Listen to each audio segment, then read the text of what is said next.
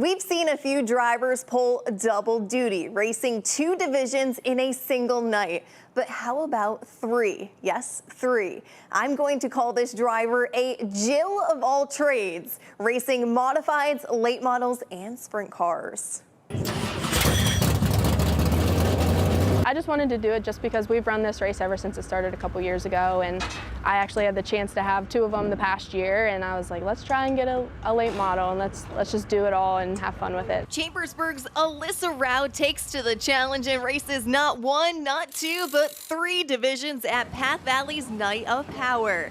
She suits up and tackles a busy night on the track. I drive off the right rear with a limited and a modified, but with a sprint car I drive off the left rear, so that's probably the biggest difference. Rowe has never raced 3 divisions in one night, just 2 with her family's modified and the 305. But adding the late model still keeps a family tie. I drove for a guy named Alan Klein out of Hanover, Pennsylvania. He passed away a couple years ago when I was driving for him. And Bill Phillips, which is the guy that I'm driving for, he bought the car. So it's kind of bittersweet to be driving the car again. Even though like the modified is a family-owned thing, it's family all around, which just makes it that much better.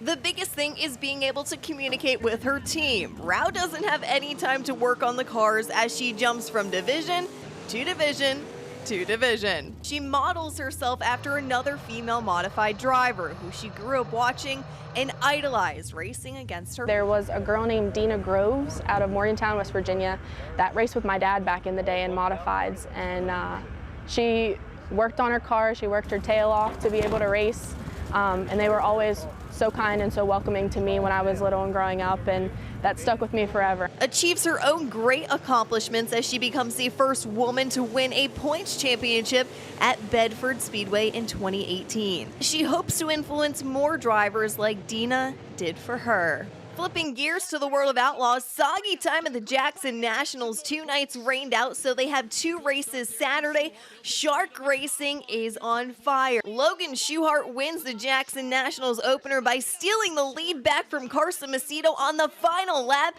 His teammate Jacob Allen rounds out the podium. Schuchart hopes for his 3rd consecutive Jackson Nationals, but the second race was between Macedo and Allen, but Allen settles for the runner-up spot. This team has been nothing but impressive the last 2 weeks. During the Knoxville Nationals, it all filters down to having confidence in yourself and your team. I remember leaving Knoxville and just being kind of like over it, like, you know what, like, just didn't have much motivation, didn't have any confidence and that kind of stuff. And now, I'm so excited for the rest of the year. I can't wait to get out to the West Coast and race Chico and Skagit and get back home to Pennsylvania and run the National Open. Brent Marks doesn't stay out for the Jackson Nationals. He comes home and travels to the neighboring state and tops the All-Stars in New York.